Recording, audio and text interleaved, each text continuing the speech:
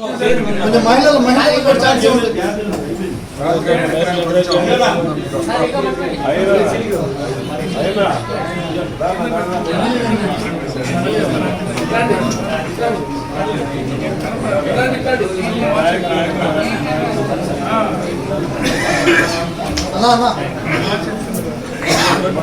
YSR Congress party ఆధ్వర్యంలో యువతికి పోరు అనే ప్రోగ్రాంగా మార్చి 12వ తేదీ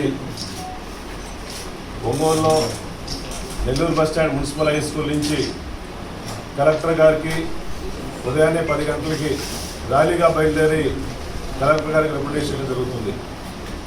దీంట్లో ముఖ్య ఉద్దేశం ఏంటంటే గతంలో జగన్మోహన్ గారి పరిపాలన ఉన్నప్పుడు ఈ రాష్ట్రంలో యువతకు కానీ విద్యార్థులకు కానీ ఏ ఇబ్బంది లేకుండా అంతకుముందున్న బకాయిలు మొత్తం 99% అందరికీ స్కాలర్షిప్లు కానీ వసతులు ఇచ్చిన మహానాయకుడు వైఎస్ జగన్మోహన్ అని చెప్పి సభాముఖంగా తెలియజేస్తున్నారు.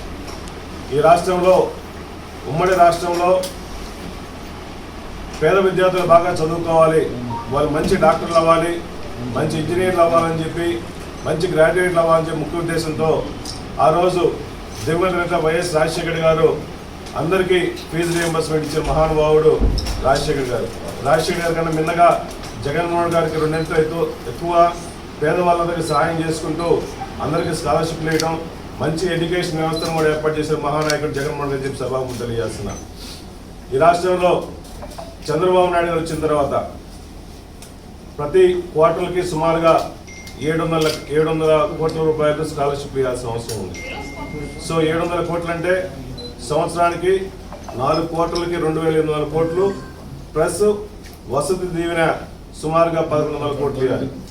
సుమారుగా 2,800 కోట్లు ప్లస్ 1,100 కోట్లు 3,900 కోట్ల రూపాయలు ప్రతి సంవత్సరానికి ప్రతి గవర్నమెంట్ ఇవ్వాల్సిన అవసరం ఉంది.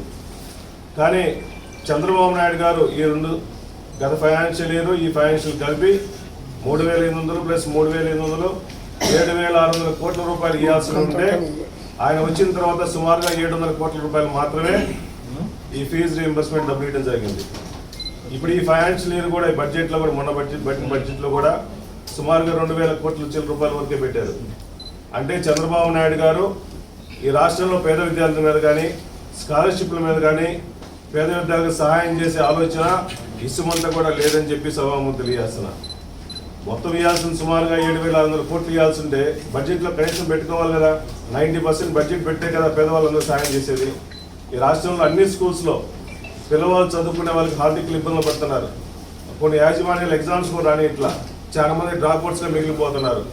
దయచేసి చంద్రబాబు నాయుడు గారు వాళ్ళ కూటమి మేల్కొని పేద ప్రజలకు ఇవ్వాల్సిన ఫీజు రీయింబర్స్మెంట్ కానీ వసతి దీవెన కానీ ఇమ్మీడియట్గా ఎమ్మటే ఇవ్వాలని చెప్పి వైఎస్ఆర్ కాంగ్రెస్ పార్టీ తరఫున డిమాండ్ చేస్తున్నాం.